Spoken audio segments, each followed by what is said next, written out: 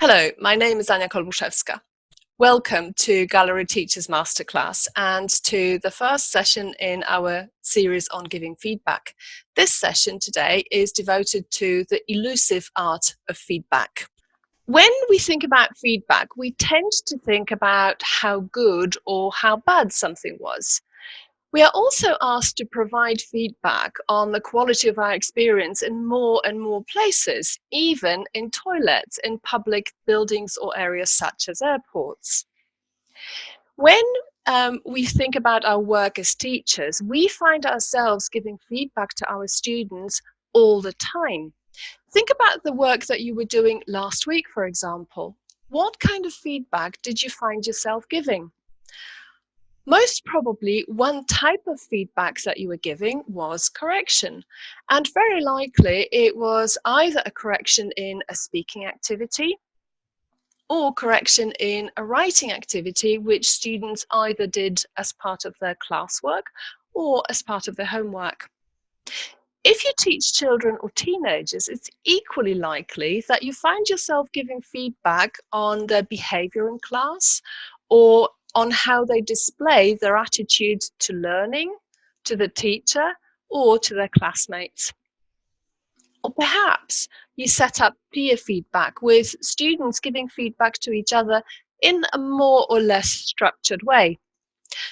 So we tend to give or to organize feedback very frequently, and it seems to be a very important part of our profession. I would like to start our exploration of feedback with a very brief look at some stereotypes which many people have with regard to giving feedback. How many of you remember this from your childhood? Perhaps you heard it from your mum or your dad, perhaps from your grandparents. If you have nothing nice to say, don't say anything at all. We know this is not exactly useful when it comes to giving feedback, but it is a very strong stereotype, and it is one of the reasons why giving feedback may be uncomfortable for us. It also indicates that we tend to see feedback in a very black and white light. We either have something positive to say, and if we don't have anything positive to say, that means we only have negative things to say. We will look at other factors which make feedback difficult in a minute, but first of all, let's examine how this black and white approach to feedback is strengthened by patterns which we are taught to use. I'm sure you will recognize this picture as a symbol of what a lot of us have been taught as a very simple but effective method of giving feedback, the sandwich approach, where we start off by giving good news, then we focus on the bad stuff, on the bad news, and then to sweeten the whole thing, we sprinkle everything with a little bit of encouragement. But this is an approach which in the last few years has been coming under quite a lot of criticism. And some people even go as far as to say that this is in fact a very cynical approach. Why? Because we're not the only ones who know the sandwich format. And so when we're giving feedback, the person that we're talking to will not listen to the good stuff. They will not wait for the little bit of sprinkling of encouragement. What they will wait for and listen to is the bad stuff. So let's go back to why feedback may be difficult. And I'd like us to examine the reasons from both sides, from the side of the feedback giver, the teacher, and the side of the feedback receiver, the student. If we look at what the student may be finding a challenge, then probably the most common fear is the fear of being criticized. And that is very strongly connected with the fear of failure. If I'm being criticized, that means I did not succeed, and that means I failed. And in some cultures, failing means a loss of face, which is a very difficult and serious situation. Now, this very clear-cut opposition between success and failure is one of the misconceptions that we have about feedback, and we will deal with it in a moment. Then there is, of course, the question of expectations. Very often, students say, just tell me what was wrong.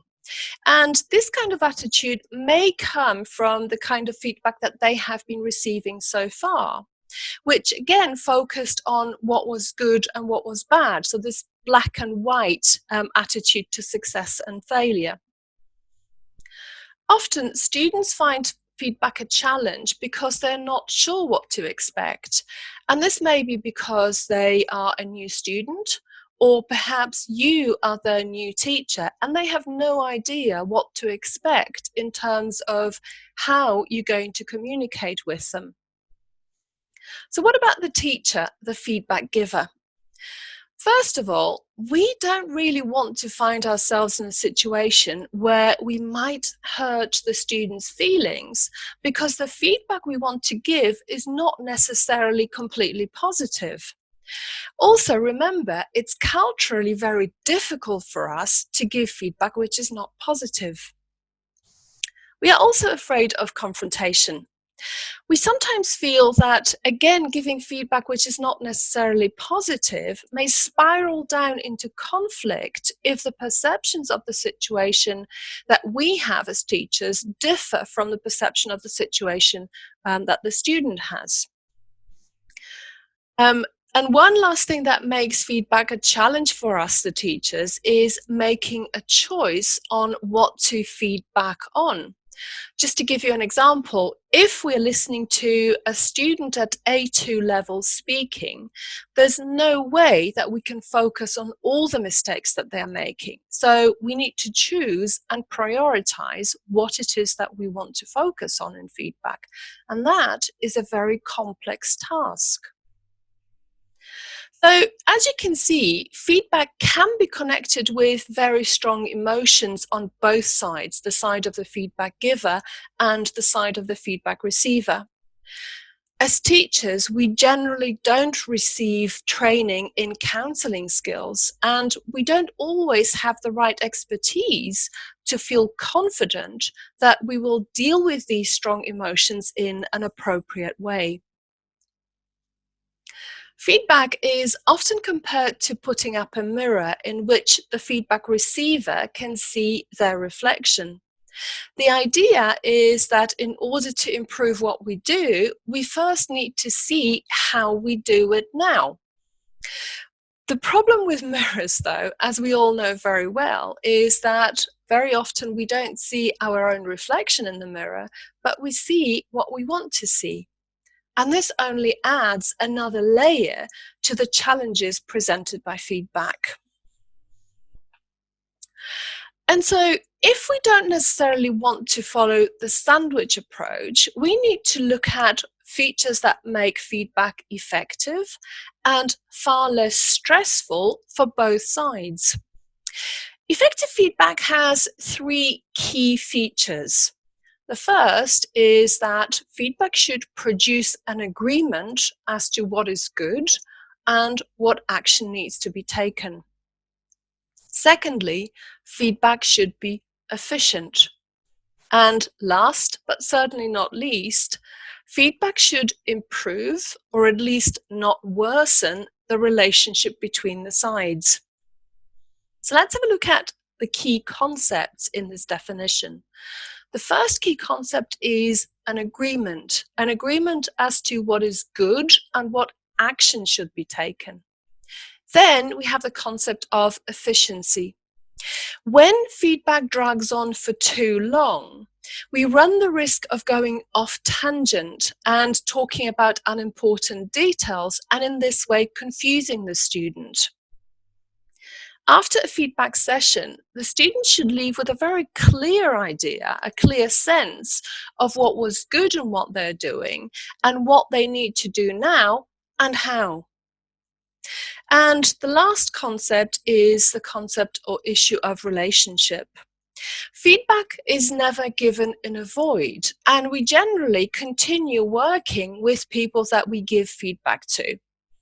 And so we don't want them bursting into tears every single time they see us after a feedback session. Now, jokes aside, because the issue of relationship is so important, we will look at certain ideas which are connected with the relationship between the feedback giver and the feedback receiver in the second session of this series. To sum up, as you can see, these features are quite far from this traditional sandwich approach. We don't talk about what is good and what is bad, but we acknowledge the good and we draft the way forward in a way which does not destroy the relationship. And the big question, of course, is how to do it. And so we're going to look at a few practical do's and don'ts of giving feedback. To make it a little bit less abstract, I would like to ask you to bear in mind an example situation from a teenage classroom as we discuss the do's and don'ts of giving feedback. So this is a class of teenagers who are working in groups. The aim of the activity is spoken fluency development. In the course of the activity, some students become disruptive, and so the teacher decides to stop the activity and manage the disruption before students continue the activity. Afterwards, individual feedback is given to students on their behavior during the activity.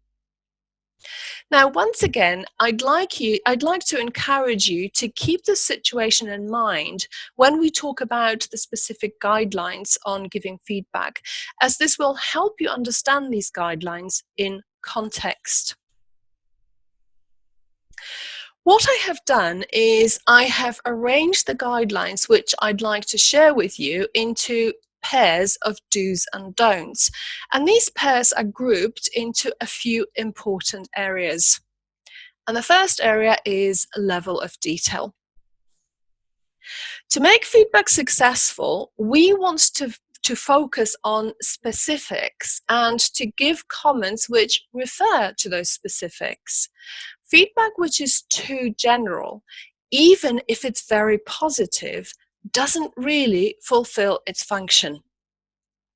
So if we compare these two instances of feedback, then you will notice that the first one, even though it's always great to hear that you've done something well, it doesn't really help if you have no idea what you did well. It may boost your ego, but it certainly doesn't do much for the process of learning, as it doesn't show you the way forward. The second instance of feedback is much more specific. And here, the student is given information on the progress that they are making in the area of learning vocabulary and the speaking skill. And so they know that they're on the right track with the vocabulary learning and integrating the vocabulary into active use of the language. The second dichotomy relates to the feedback giver. Now, it may seem a bit strange because it's obvious that you are the feedback giver. But if you refer to an unknown or absent authority, is it really you giving feedback? When you do this, students have no chance to discuss the issues which were raised in feedback with the author of the comment. That's why, to make the feedback giver available for discussion, it's a good idea to take responsibility for your own comments by using expressions such as "I think" or "in my opinion." As a matter of principle, it's always a good idea to ensure that some time passes between an event and feedback on that event. Rushing feedback really doesn't help with these difficult emotions that we have discussed before. In the classroom, however, a lot will depend on what is your aim in any particular moment of the lesson. So, for example, when we correct students in a speaking activity, the timing of feedback will, of course, depend on whether you're focusing on fluency or on accuracy. So let's have a quick look at the feedback in an accuracy and fluency-based activities. In accuracy work, we give feedback immediately during the activity. And in our feedback, we focus on language. So for example, if you're working on conditional structures, if the student makes a mistake in using tenses in a conditional sentence, then you will intervene straight away and correct the mistake straight away. But remember that the most beneficial way of doing it is, first of all, allowing the student to correct the mistake themselves. If they cannot do it, then ask for peer help. And only if nobody in the class can help, can you provide the correct answer yourself. In case of fluency-based work, feedback happens after an activity. And the focus will be communicative strategies. So the only situation in which you will intervene during the activity is when there is a communication breakdown and students simply cannot go on without your help.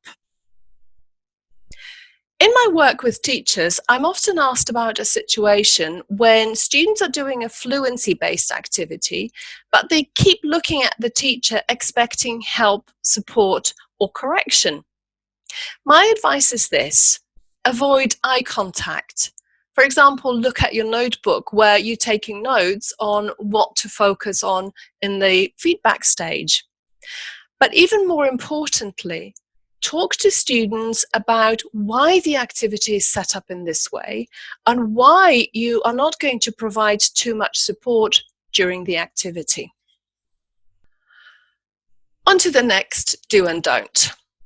This pair is all about participation.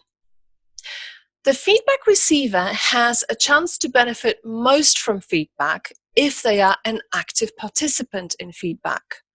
So yes, by all means, talk about your observations, feelings, and viewpoints, but also make sure that you involve the student by probing their attitudes, their viewpoint, their feelings. In other words, avoid giving advice on a plate. Remember that we learn best by speaking, by trying to put our thoughts together so that someone else can understand them. A word of warning though: if despite your best efforts, the student does not want to be active, say what you have to say and don't wait forever for something that's clearly not coming. This pair of do and don't refers back to the first one, which focused on how general or specific your feedback should be. In order to be specific, we need to use so-called specific quantifiers. So in this situation, on this particular occasion, in this lesson, using the so-called universal quantifiers is a bit dangerous, because by doing this, you are really making unsubstantiated generalizations, and you may be seen as attacking the person or their character rather than dealing with the issue at hand. And this ties in very nicely with our last pair: separate the problem from the person. It's the issue you notice that you want to deal with, and not talk about the person's character. And finally, let the students know why you're giving them feedback. If they don't know the reason, they simply are not going to listen. Feedback is also an opportunity to give students a feeling of being listened to. And if you listen to them, they are much more likely to listen to what you have to say to them. So let's have a look at 3 examples of feedback given to students. I'm going to give you 30 seconds to read these examples, and then we're going to talk about each of them separately.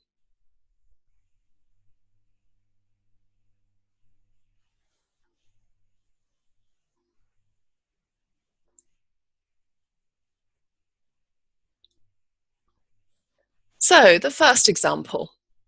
This is of course meant as positive feedback. But how helpful is it really to Laurie? Out of the 6 points that we discussed just a minute or so ago, the point about the level of detail is relevant here.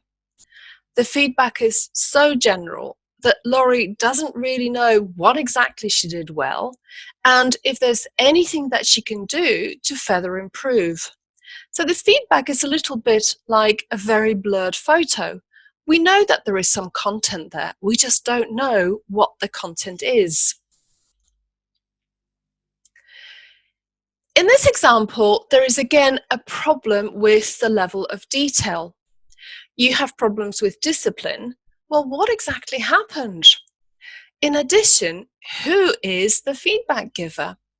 The person saying the words that you can see on the screen is really simply repeating after an unknown authority. And the last point, this is a criticism of a person not dealing with the issue.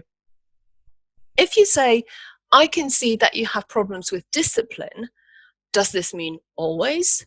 Does it mean that the student is always disruptive and part of their character is being disruptive?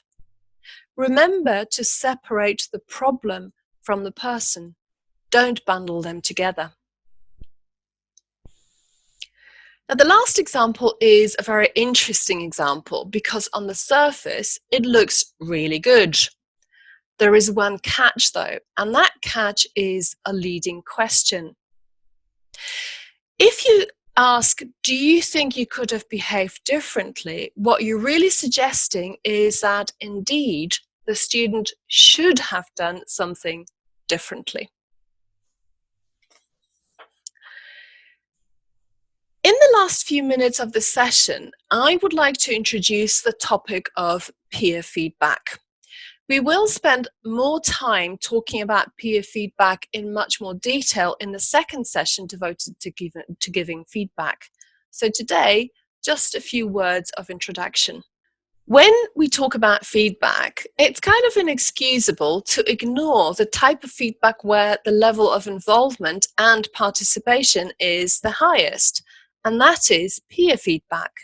In other words, a situation where it's students giving feedback to other students. In their article from 2008, The Power of Feedback, John Hattie and Helen Timperley claim that peer feedback produces lower levels of stress than teacher-led feedback. They also say that when students receive feedback from their peers, the threshold for accepting feedback, especially feedback with regards to what needs to be changed, is simply lower. But they also list other benefits of peer feedback, both for the feedback giver and the feedback receiver. And these benefits include higher level of involvement, interaction, development of empathy in students, but also development of self-confidence, better learning outcomes, improvement in terms of learner independence and critical thinking, as well as a higher level of interlocutor orientation. That means that by practicing peer feedback, our students become better listeners. And what is very important from our point of view, peer feedback can save us, the teachers, some work, provided, of course, that we have prepared students well to conduct peer feedback.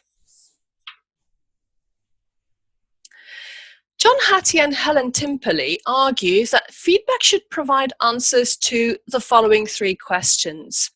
The first is, where am I going? In other words, what are my aims? The second question is, how am I doing? In other words, what is my progress relative to the aims that I have set for myself? And finally, question number 3, where to next? In other words, what should I do to improve my rate of progress? Now, these 3 aspects are very important when we talk about the content of feedback. But I would like to say that I think it's equally important to have a conversation with our students about features of effective feedback. To give good, successful, effective feedback, they need to recognize what is important in more general terms when delivering feedback. And so they need to understand that good feedback produces an agreement as to what is good and what action needs to be taken. It should be efficient, and it should improve or at least not worsen the relationship between the sides. We know that learners have a tendency to focus on formal accuracy rather than on communicative success or otherwise of their peers' writing or speaking. So this part of getting students ready for peer feedback is training, which can go a long way towards remedying this situation and improving this bias. In addition, clearly organized rubrics to guide the feedback giver. And this is what we're going to discuss in more detail in the second session in our series on giving feedback. So let's very quickly recap what we have discussed in this session. First of all, we have looked at what makes feedback difficult for both the feedback giver and the feedback receiver, and we talked about the emotional aspects of feedback. We also looked at features of effective feedback, and we looked at practical guidelines which help us to give good, successful, efficient feedback. We also analysed some examples of feedback referring to those practical guidelines, the do's and don'ts that we talked about.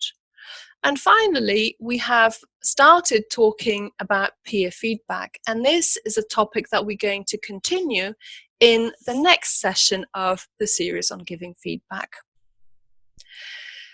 I would also like to encourage you to check out our Gallery Teachers website, where you will find all the information that you need about Gallery Teachers workshops, a source of excellent resources for your continuous professional development.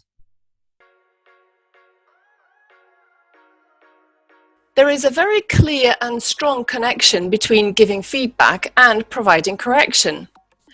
Correction is one of the types of feedback, and so giving feedback is a wider concept, which is relevant not only in the context of teaching, but is in fact a life skill. We tend to associate correction with making mistakes. So in language learning, correction will be dealing with issues in terms of language systems, such as vocabulary, grammar, or pronunciation, or with regard to the accepted way of communicating in different situations or using different channels. So for example, when you're talking to a friend, you don't want to use the same kind of language as when you're writing to your local member of parliament. In teaching, we tend to give a lot of different types of feedback. This includes correction, but also feedback on, for example, students' attitude to learning, their behavior, or on how well they are able to follow the rules of the school which they're attending.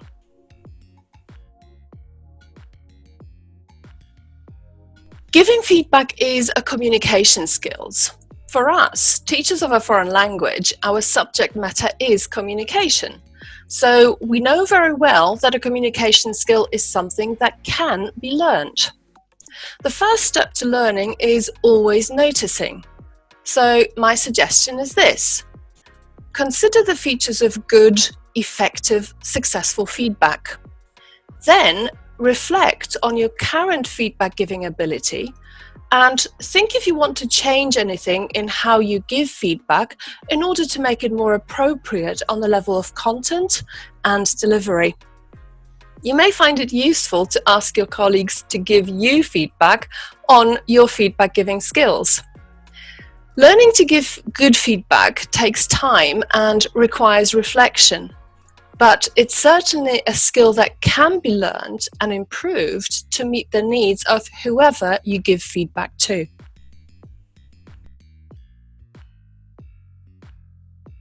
Feedback is a skill which is essential for EFL teachers, but it's a communication skill which we in fact use a lot outside the classroom. We give feedback to our partners, to our children, our parents, but also we are more and more often asked to provide feedback on the services we use. For example, the quality of customer care after we have talked to a call center employee. If you learn how to give feedback successfully in the classroom context, chances are you will be equally effective when giving feedback in a situation which has nothing to do with teaching. This is because all good feedback, no matter if we give it in the classroom or outside the classroom, is governed by the same principles with regard to its content and delivery.